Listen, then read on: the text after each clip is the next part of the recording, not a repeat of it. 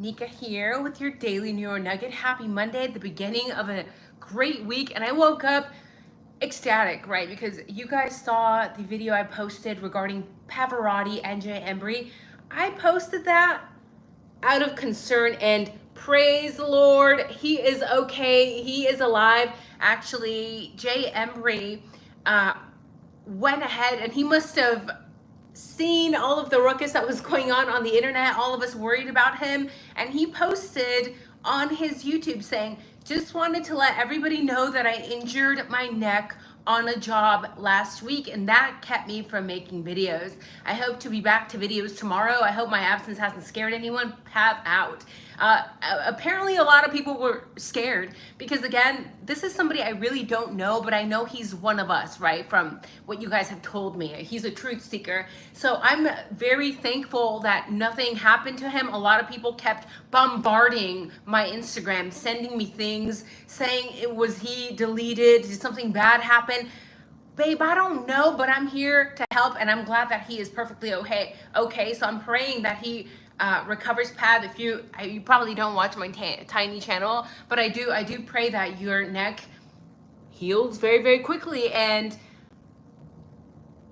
I did update and I pinned my comment on that video because I'm happy that he is sound, safe at home, and healthy.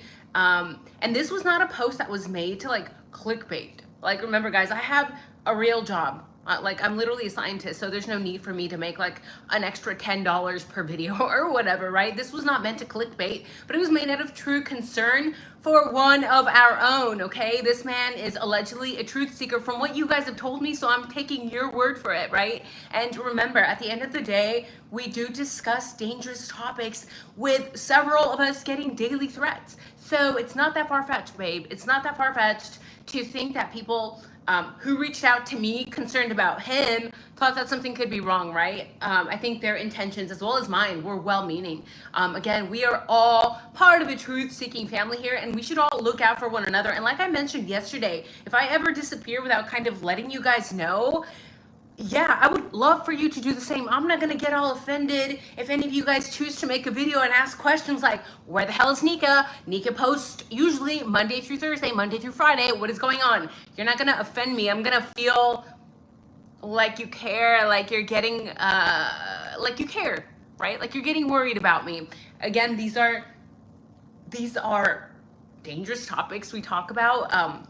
A lot of us get threats, so much love to all of you, and as well to Pavarotti and his family, and again, praying that he recovers very, very soon. We all dig into very dangerous territory when we are talking about this. Like I said, in the very early days, guys, my videos were just taken deleted or getting removed.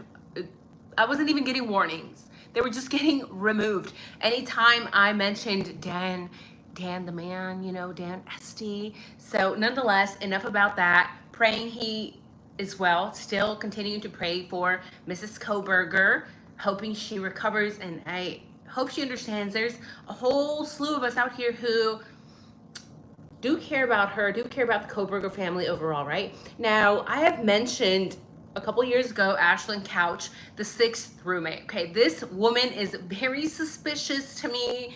I don't like the vibes that I get.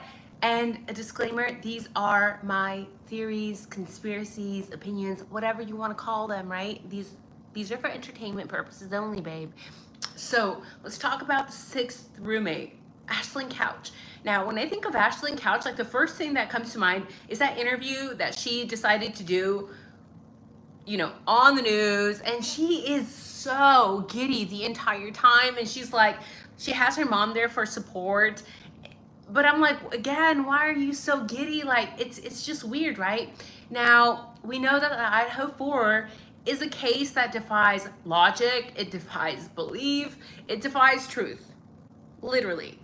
So there is so much more to the story that we are not being told, right? And something stinks in Idaho. So we need to dig a little bit deeper, because this is something I explored 2.5 years ago, but not a lot of people that I know of. Again, I don't really watch other people because of I don't have time. Maybe they have talked about it, but not a lot of people have talked about the really freaking strange living accommodations, right? I think the only person I have really heard dig into this is A.R. Hayes. If you don't know who he is, go watch him, because that's somebody I have watched quite a bit, and that man has amazing theories, right? So 2 weeks before the unalivings, Moscow Police Department was over at 1122 King Road, and Bethany Funk opened the door and they asked to see somebody who was a resident at 1122 King Road. We hear the cops asking for a resident, and she's like, okay, I will go get her. But Bethany was a resident, so why does she feel the need to go get Xana? Bethany, you were a resident. Some people have said, look, maybe it's because she was using things that would have been illegal. Even if she was just drinking, she was 20 years old. Maybe she was afraid to have these interactions with the police officer. But at the end of the day, I feel like the cops should have known that there were several people living in that house, and that they should have known and interacted with several of them. But again, they have called 1122 King Road from the very beginning Xana's house. That has always just made me wonder, why is it Xana's house? And unfortunately, Xana's stepmother had some issues with drug substances. It was huge, right? And Taylor was supposed to be her attorney. So it just makes me wonder personally, was Xana the like ringleader? Was she the one running the home? Was she responsible for things that could have been moved in and out of the home? And I'm referring to illicit substances potentially, right? Now, in the IDAHO4 Amazon docuseries, we hear everyone, right, also there referring to Xana as it was her house. It was her house. We would go to Xana's house. Now, let's talk about the lease, because if the lease was supposedly signed back in June, then why wasn't Bethany considering herself a resident, right? In the camera footage that we've seen, every time they interact with Bethany, she's like, let me go get somebody else. It's a little bit weird. Now, ASHLIN Couch graduated back in December 2021 and moved out before June 2022. But she continued to make payments for almost a full year. A full year of payments, and you guys know in this economy, like, it's expensive, right? And on top of that, she's a college girl. So does she just have like the funds? But what's really strange is that she signed a 1-year lease in June 2021 and graduated in December 2021. She moves out in May 2022, and then by June 5th, 2022, ASHLIN signs another lease. Like, why the fudge is a non-resident signing a lease that obligates her to pay rent for a whole nother year? Make it make sense. Now remember, her besties allegedly are Emma Bailey and Dylan Morrison, so that just kind of makes me wonder from the get-go, what kind of person is ASHLIN Couch? Because we all know what type of person Emma Bailey is, right? And did ASHLIN use her own money to pay for the lease? And if she didn't, again, this is a college girl who probably isn't making that much money, who's choosing to sign another lease when she's not even living there. Why and how and who is funding this? So yeah, her connections to Emma Bailey, who is known for trafficking rugs, people, should be explored. Okay, this is an X factor that has not really been delved deep into from what I know again. And remember, this back and forth with rental leases brought a lot of problems to the King Road residents, right? Because we've heard that a lot of the residents, some of the victims even, that Kaylee, a lot of people were not paying rent on time. So did that cause an issue with the leases, with ASHLIN Couch? Were there issues amongst girls? We know that people, especially women, let's be honest, we love to hold grudges. And for people who don't think, I don't know why, but for people who don't think that women can hold grudges and commit horrible acts of violence is beyond me, but it happens all of the time. If you don't believe me, just look up the 4 young girls, were they like 8 to 11 years old, that tried to plot to unalive another boy? Yeah, these were young girls. And it just makes you wonder, did these rental leases bring issues for the girls that were living there? And then let's not forget that Emma Bailey also magically happened to pop up at King Road House on September 1st, 2022, right after the King Road noise complaint, where we see a cop go after Xana as usual, since she's the homeowner. Again, it's something that should be explored because we never really see the cops questioning other people. It's always Xana, but there's 6 people on the lease. So why do they only go after Xana? Is it because of Xana's indirect ties to rug trafficking with her stepmom, with whatever was going on at the time, right? Like, but for me, I remember being in college. I remember the good old broke days, right? No one is gonna pay for rent in one place and live somewhere else. They're not going to. And it kind of irks me when a lot of people say, well, these girls came from money. They came from money. I don't know about that. This is like not like an Ivy League school. This is literally a state school. Most kids qualify for some sort of state aid. So unless we know how much money ASHLIN Couch was making, or if her parents are magically loaded, these kids are not wealthy. So again, where is this money coming from? You're paying rent for one place but living somewhere else. And if so, where was ASHLIN Couch living at, right? Now, I've mentioned how I think Hunter J looks in the Amazon documentary, right? If you have not watched the 4 lives I made, 4 separate lives on 4 separate episodes, you can go watch those to get my reactions. But Hunter J looks sick to me. He looks ill. He looks unwell, both physically and mentally, right? He's got this green tinge and it looks like something's eating at him. Like, what is going on, you know? Now, hang tight, right? Because this is tied to the 6th roommate. So someone messaged me saying that through the window of the room in the body cam footage that we see a spare room. And I know you guys have all seen the image of the golf clubs, and people have speculated that these actually belonged to Hunter J, right? Because Ethan's golf clubs were apparently in his vehicle. So is it possible that Hunter and Emily were the ones using this spare room? I mean, we have seen images of them where Hunter is like constantly over at 1122 King Road, but I know that you guys have also seen the image of them where I believe Emily is in her prom dress in that room, in that spare room. So there's also the fact that I will never get out of my mind, that Hunter made weird ass statements at Ethan's memorial that never sat well with me. If this is supposedly your best friend, like, why are you talking in your best friend's memorial about Ethan still owing you money? Like, that's so weird to me. Like, with friends like that, who needs enemies? I mean, is that even a friend? So I wanted to share this with all of you guys because, again, this X factor regarding ASHLIN Couch, regarding the 6th roommate, makes this theory much more plausible in my opinion. And I know that A.R. Hayes, please go watch him. He is amazing.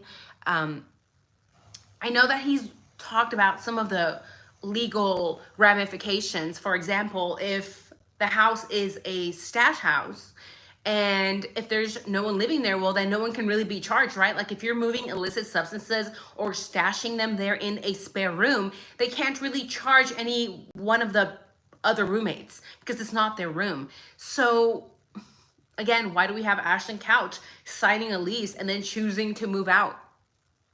What's also weird to me is, like, we don't see her in the Amazon special, and she was supposedly so close to the victims, and it's just odd. They had other people in the Amazon special. They had other girls in the Amazon special. They had other sorority girls, but she's not there. But in separate videos I've seen of ASHLIN Couch doing interviews, she's just extremely, extremely giddy. And then she had this whole financial thing going on after her friends were unalived, right? I have water, and then I also have spearmint. Ooh, spearmint tea, because you guys always ask me, what are you drinking? And you don't tell us anymore. Water and spearmint tea. So that's all I had for today, guys. I'm gonna try to pull up the live chat here. Have any of you done any deep diving into ASHLIN Couch? And by the way, a lot of you guys are asking for an email. I do not have an email attached to this YouTube, but in the description of every video, you can find my Instagram, and that's how people usually get a hold of me. That being said, it takes me a while to get through the messages because there's like, I think there's like 3,000 people or so there. So yeah, I promise I will try my best to get to your message. A lot of people always send me information there, and by the time I get to it, I'm like, oh man, I already covered that. So who's in the chat, guys? Yeah, we're done talking about this. We're done talking about this video. Basically, I'm just gonna go through the chat now. I figured I'd let you guys know. Hello, Hoppers. Hi, Suds. Hello, Nadine. Hi, Holly. Hi, Aunt Clara. I now care more you're wearing a Packers shirt. I honestly don't know anything about sports. Sorry. But this was like, my husband bought it for me.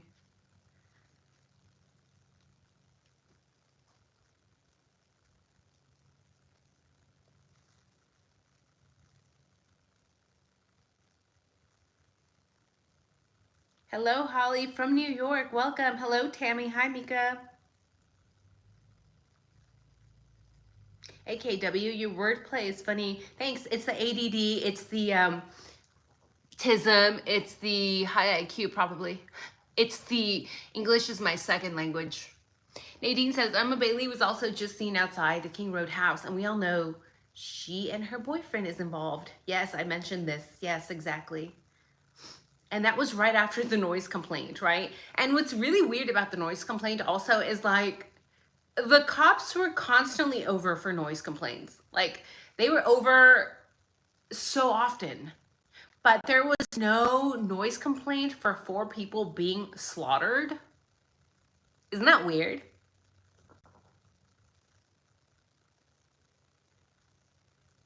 Yes, Chloe, thank God he's okay. Hello, my pal Sal. Hi, Ellen. Hi, Whippoorwill. Hi, Aunt Clara. Our daughter now calls 25. Now 25 calls me for stating female can be nasty and vicious. Oh, I mean, people can be, all people can be vicious, right? Men or women.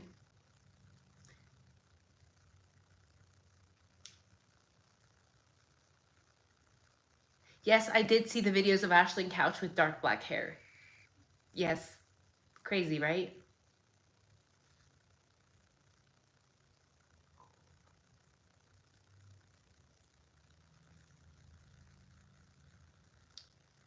Momo's thinking, hello.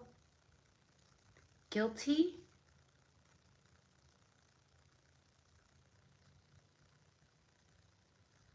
Who grew up? Oh my gosh, Aunt Clara, did you really grow up in Wisconsin?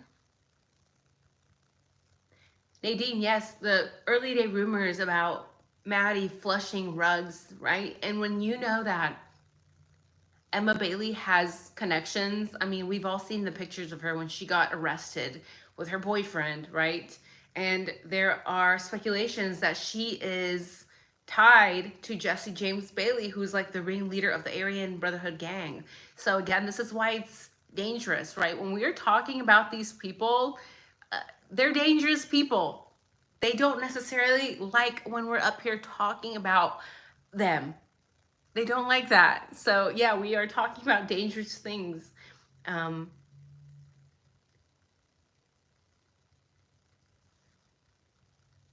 Hello from Canada, love your channel. Thank you so much, Sandra. Hello, Linda. Nothing makes sense in this case, and everything and everyone is suspicious.